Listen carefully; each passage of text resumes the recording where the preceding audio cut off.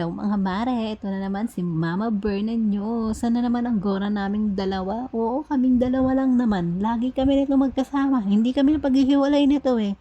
Forever talaga kami nitong anak ko na to eh. Kasi nga naman mare, wala akong mapag-iwanan dito. Kaya kahit saan tayo magpunta, bit-bit kung bit-bit. Ito nga siya. Buti nga mga mare, naglalakad.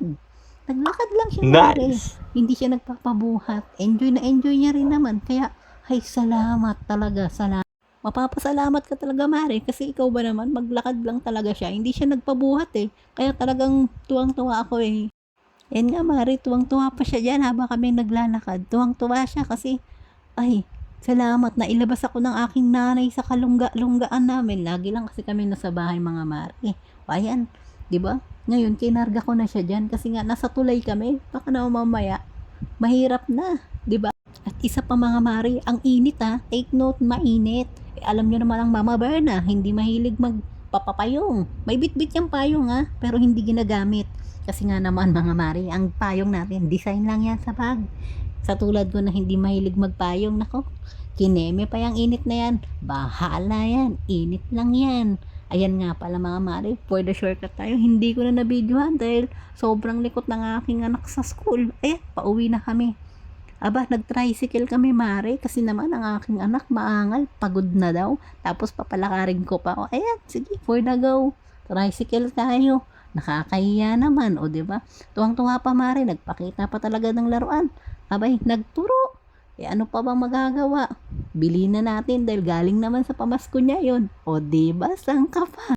Ayan nga, sabi ko, tumingin naman kayo sa camera mga anak. Patignan nyo naman yung mga peslak nyo dyan. Ayan. O diba siya lang ang camera ng Mama Berna nyo. May pa front end pa yung nalalaman. O diba kitang kita ang haggard the pesh niya yan dyan. O diba saan ka pa talaga mare. Ayan lang naman ang aking ginagawa. Monday to Friday mare.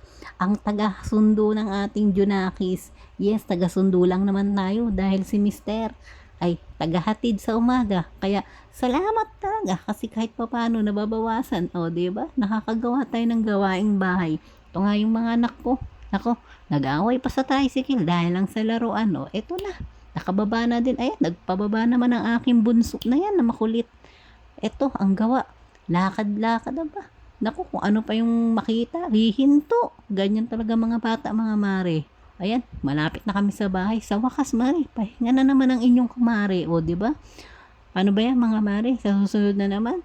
Sana iabangan nyo at supportahan nyo ang aking mini vlog na kineme ni Echos mo ba to? Salamat sa inyo, mga mare.